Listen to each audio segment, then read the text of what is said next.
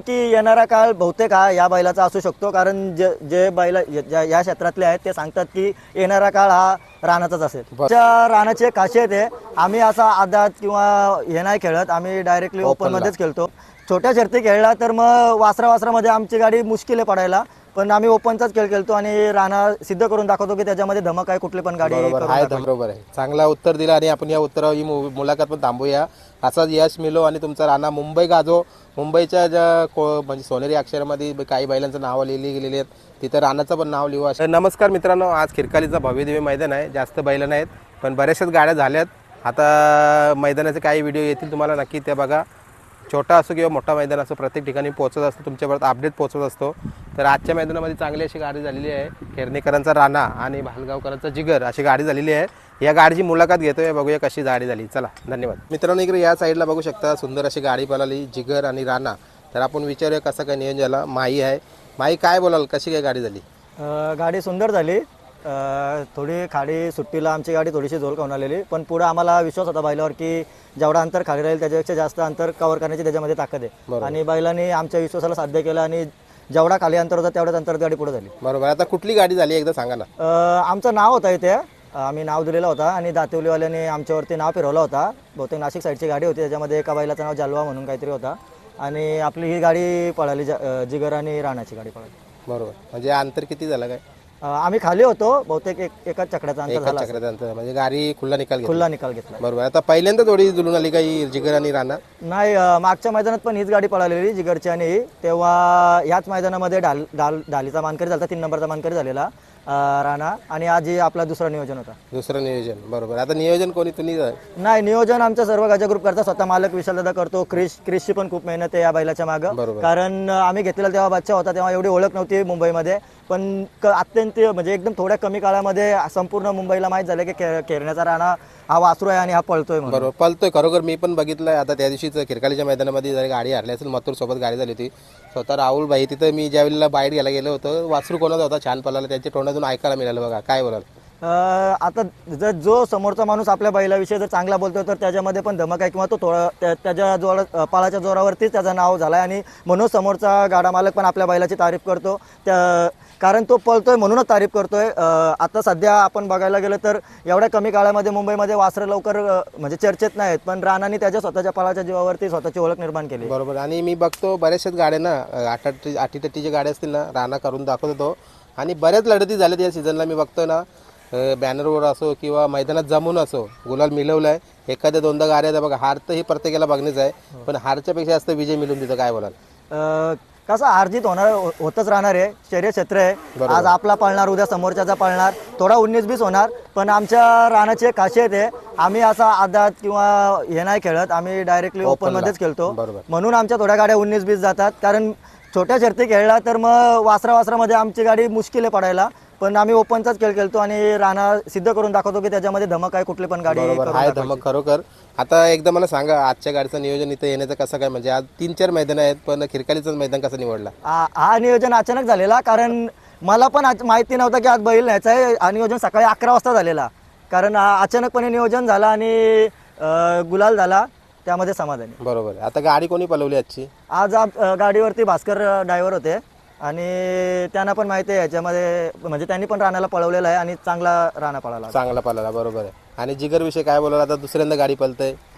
जिगर हा म्हणजे चांगलाच बैल आहे, खूप म्हणजे पब्लिकला दोन्ही कांदी पळणारा जिगर. या चालू सीझनला चांगल्या गाड्या केलेल्या आहेत त्याने आणि त्याची आणि याची गाडी खूप चांगली पळते, म्हणजे जुडून गाडी पळते. बरोबर. आता माई वासरामध्ये धमक आहे, आपण प्रत्येक वेळेला ऐकलेल्या बाईटमध्ये किंवा तुमच्या तोंडातून किंवा प्रेक्षक पण बोलतात किंवा बघा काही गाड्या मालक पण बोलतात. कसं भविष्य वाटतं तुम्हाला? काय बोलाल? भविष्य खूप चांगलं आहे, कारण मी सांगते आता राणा इथे मैदानामध्ये प्रत्येक मैदानात राणा पळताना दिसतो, पण घरी जी मेहनत आहे ती खूप आहे. दादाची मेहनत आहे, सकाळी 4-5 वाजता उठून बैलाला म्हणजे जे त्याचा स्वतःचा बिझनेस ॲडजस्ट करून लवकर बैलाचा हे करतो, कारण पोरं नसतात आमच्यामध्ये, 4-5च पोरं आहेत आणि याला मॅनेज करणं खूप कठीण आहे. क्रिशची पण खूप मेहनत आहे, प्रत्येक नियोजनामध्ये क्रिशचा सहभाग असतो.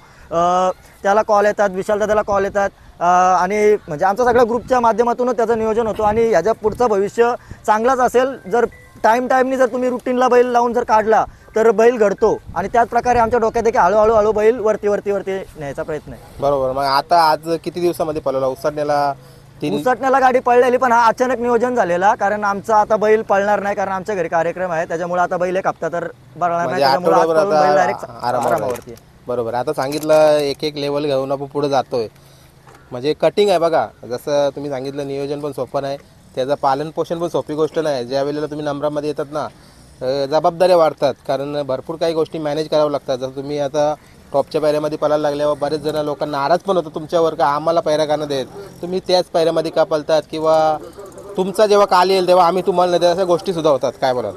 होतात, कारण दादाला खूप पैरे येतात, कारण दादाचे संबंध पण खूप चांगले, सर्वांचे दादा म्हणजे प्रेमाने राहतात. आणि क्रीजचे संबंध झाले किंवा आमचे संबंध झाले की आम्हाला पण फोन येतात. आपण बोलत नाही की कुठला बैल कमी पळतो किंवा जास्त पळतो, पण सध्या कसं असतं, एक मैदानात बैल एकदाच पळू शकतो किंवा जास्तीत जास्त 2 वेळा पळू शकतो. आणि आपल्या कमिटीचा नियम आहे की एका नावाने बैल एकदाच पळेल, तर प्रत्येक मैदानात एकच गाडा मालकाला बैल देता येतो. बैल सगळ्यांना भेटेल पायऱ्यामध्ये, पण कसं प्रत्येक वेळेस ते मॅनेज करता आलं पाहिजे. ज्या वेळेस मॅनेज होतो त्यावेळेस आपण पायऱ्यासाठी स्वतःहून बोलतो, दादा आमचा तुला बैल पाहिजे होता, आम्ही तुम्हाला बैल देऊ. आणि हा राणा पण मी दादाच्या माध्यमातून सांगतो की राणा पण ज्यांना पाहिजे त्यांना सर्वांना भेटणार, फक्त कसं ज्या वेळेस मॅनेज होईल त्यावेळेसच भेटणार. बरोबर. आता बऱ्याचशाच मुलाखतीमध्ये आम्ही तुम्हाला बघतो भाई, एनडी शेठ पाटील यांचे टायगर असो किंवा राणा असो, अजून काही बैला पण आहेत. म्हणजे बघा, केलं नाव तुम्ही पण केलं, म्हणजे तुम्ही ओळख केली. काय बोलाल? ओळखीचं कसं, जर आपली नीतिमत्ता साफ असेल किंवा आपण या नंदीवरती प्रेम करत असाल तर कसं नाव आपोआप होतो. कारण माझ्याकडे पण 2-3 बैलांचे नियोजन आहेत आणि आपण पण त्यांना गुलालात ठेवण्याचा प्रयत्न करतो. असं नाही की त्याच्या मागे काही उद्देश आहे, पण नंदी गुलालात असला तर आपल्या तो आनंदच वेगळा असतो आणि तो आपण व्यक्त करू शकत नाही. बरोबर. आता गुलालाचं तुम्ही एक उत्तर दिलं, तर आता माझ्याकडून तुम्हाला प्रश्न असेल, किती संघर्ष करावा लागतो गुलाल घ्यायला? खूप संघर्ष करावा लागतो, कारण एकदा जर गुलाल पडला तर लोक जे समोरचे माणसं आपल्याकडून पैरे मागतात ते पण आपल्याला नाकारतात की दादा पैरा झालाय म्हणून. आणि जेव्हा बैलाच्या अंगावर ते गुलाल असतो तेव्हा लोक आपल्याला म्हणजे जेवणाला पण वेळ नाही देत की दादा बैल दे, दादा बैल दे, बैल दे. असं चेंजेस फक्त असं काय बोलतो आपण, छापाकाटा टाईप आहे. एका वेळेतच आपली खालची बाजू येते आणि एका वेळेत आपली वरची बाजू येते. त्यामुळे कसं जेव्हा गुलाल पडला तर थोडासा संघर्ष करावाच लागतो आणि हळूहळू ते जेव्हा एकदा गुलाल झाला तर मग आपण कसं गुलाल असल्यावर तो आनंद वेगळा असतो. आणि याच्या पुढे पण कसा गुलाल होईल त्याच्या विचारात आपण नवीन पायऱ्याच्या शोधात, चांगल्या पायऱ्याच्या शोधात पुढचं नियोजन करत असतो. बघा, तुम्ही सुरुवातीला सांगितलं मागच्या मैदानामध्ये ढाल आला, आज पण सन्मान चिन्ह बघा, एक कूलर मिळवली, म्हणजे त्याच्यामध्ये धमक आहे की पुढचा खेळ तो चांगला करू शकतो. काय बोला, आजचा मिळालेलं सन्मान चिन्ह?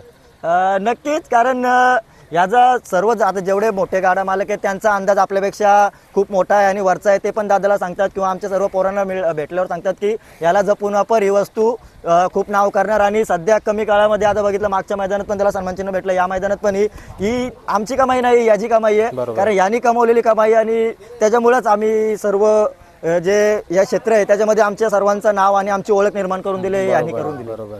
आता काय दात लावलाय का अजून? दुसराच आहे, अजून आत्ता दुसरा झालाय, अजून खूप वेळ आहे त्याला दात लावायला. बरोबर. आता एकदा जिथून आलेलं आहे बघा, आपण त्या मालकाचा पण आभार व्यक्त करायला पाहिजे. कुठेतरी त्यांच्या काळजाचा तुकडा आपल्याला दिला, भले विकत दिला असेल, पण कुठेतरी तो आपल्या नावारूपाला आपलं नाव करतोय. काय बोला, जिथून आले त्या मालकांचं पण मी आभार मानेन, कारण त्यांनी आम्हाला मोकळ्या मनाने बैल दिला. जेव्हा जयसिंग शेठ राठोड असतील, ते पण देखील या बैलामध्ये खूप इन्व्हॉल्व आहेत, कारण जेव्हा आम्ही शर्तीला जातो तेव्हा त्यांचा फोन असतोच की दादा बैल नेलाय का, किंवा गुलाल करून आल्याच्या नंतर ते आम्हाला सांगतात की याला कशा प्रकारे पुढचं नियोजन करा किंवा याचा काय रुटीन आहे ते आम्हाला स्वतःहून सांगतात. भले त्यांनी बैल विकला असेल, आपण बोलतो की आपल्या धावणीची वस्तू गेले, पण त्यांचा जीव अजूनपर्यंत या बैलावरती आहे आणि बहुतेक त्याचंच कारण असेल की अजूनपर्यंत बैल पळतोय आणि गुलालातच आहे. बरोबर. आता बरीचशीच मैदानं आल्यात, 3 फेऱ्याचं मैदान आले, इताड्याचं मैदान आले, मुंबई गाजणार आहे या सीझनला. कसं काय नियोजन असेल आता आपलं? नियोजन तर आमचं असंच असेल, जो जसा डेली शेड्यूल आहे, पण एक आहे की येणारा काळ बहुतेक हा या बैलाचा असू शकतो, कारण जे बैल या क्षेत्रातले आहेत ते सांगतात की येणारा काळ हा रानाचाच असेल. बरोबर आहे. चांगला उत्तर दिला आणि आपण या उत्तरावर ही मुलाखत पण थांबूया. असाच यश मिलो आणि तुमचा राणा मुंबई गाजो. मुंबईच्या म्हणजे सोनेरी अक्षरामध्ये काही बैलांचं नावं लिहिली गेलेली आहेत, तिथं राणाचं पण नाव लिहू अशी माझ्याकडून तुम्हाला शुभेच्छा असेल. धन्यवाद. आणि तुमच्या यूट्यूब चॅनलला देखील आमच्या सर्व गजा ग्रुप किंवा जिगर ग्रुप करून शुभेच्छा असतील. धन्यवाद.